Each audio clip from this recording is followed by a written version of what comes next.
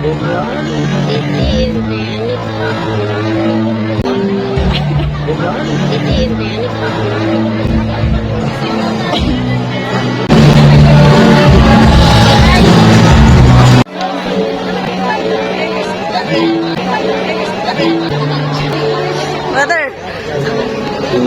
Kamong tanan nga naa din karon nga 897 makadawat og 3,000.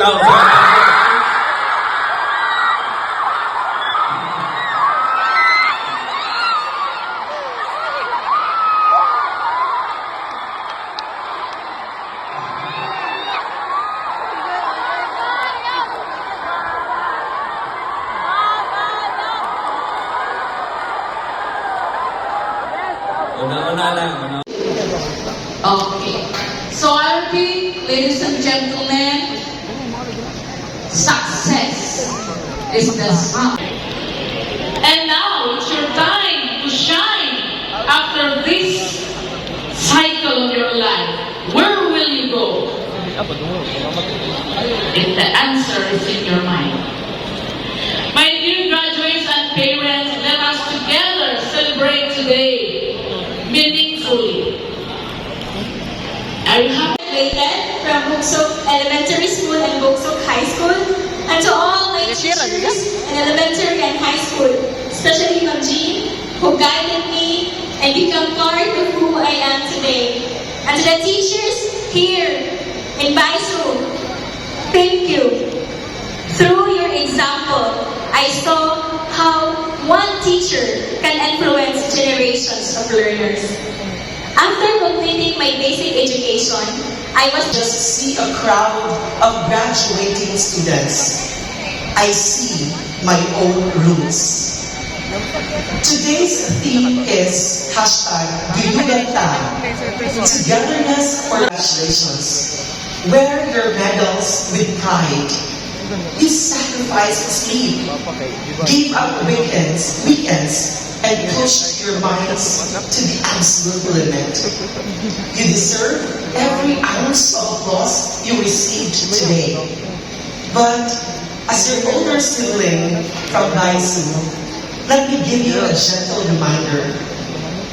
Do not let your medals become your handcuffs. Do not let the fear of losing your perfect streak stop you from taking risks in the real world. Your medals prove you are excellent students. Now, go out there and prove you are excellent human beings. To our laude sana, muntik na maging cum laude. Magna cum laude. If not because of a certain grade,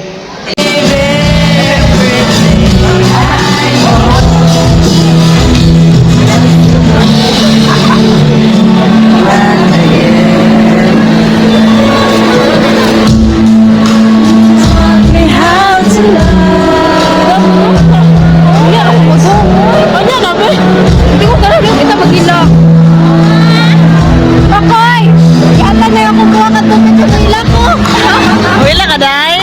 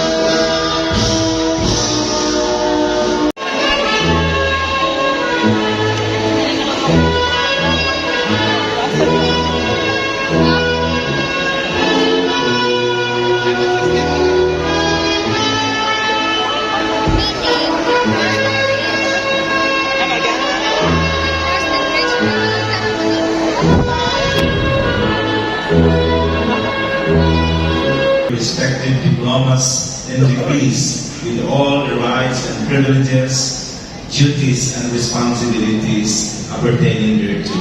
Congratulations.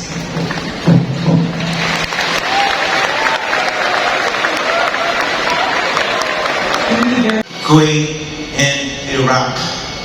He earned recognition for protecting Filipino workers during international crises, including the Israel-Lebanon conflict and the hostage rescue operation in Iraq. His government service includes leadership roles in the Overseas Workers Welfare Administration, Department of Labor and Employment, and the Office of the President. He has also lectured and There were only 7 million Filipinos then, now we are pushing 120. There were only about 15 higher education institutions then, now we have 2,000. And we have fulfilled that mandate. Sabi ninyo, 17 of the presidents of the Philippines, 14 our country has produced 18 national artists. Those very rare people in our entire history as a young republic who has been elevated to the rank of the order of the national artist. Very difficult. We produced 80 in our history. Of the 80, we produced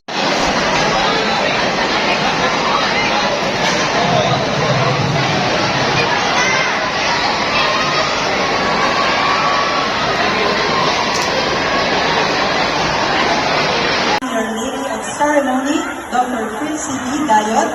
Thank you and have a wonderful evening ahead. Let us now witness the recessional march.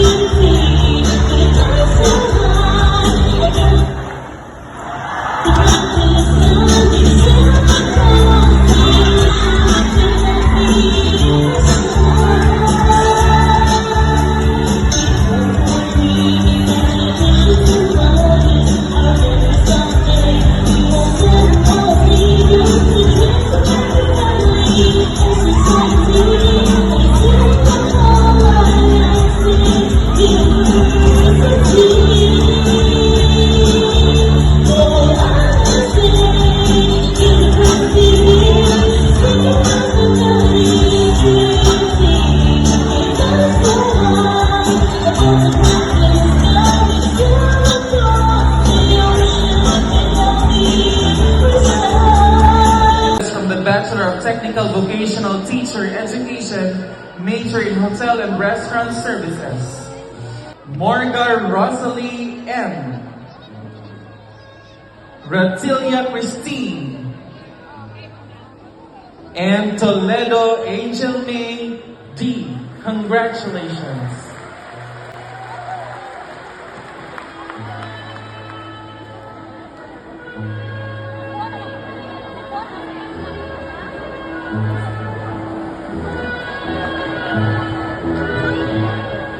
Once again, congratulations, dear graduates. To express the collective gratitude, reflections, and dreams of the graduating class, let us listen to the baccalaureate address of Perry Kyril B.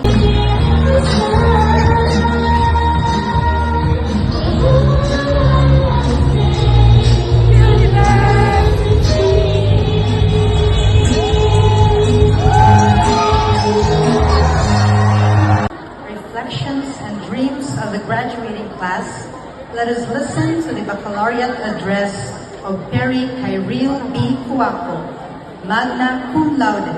from the Bachelor of Elementary Education.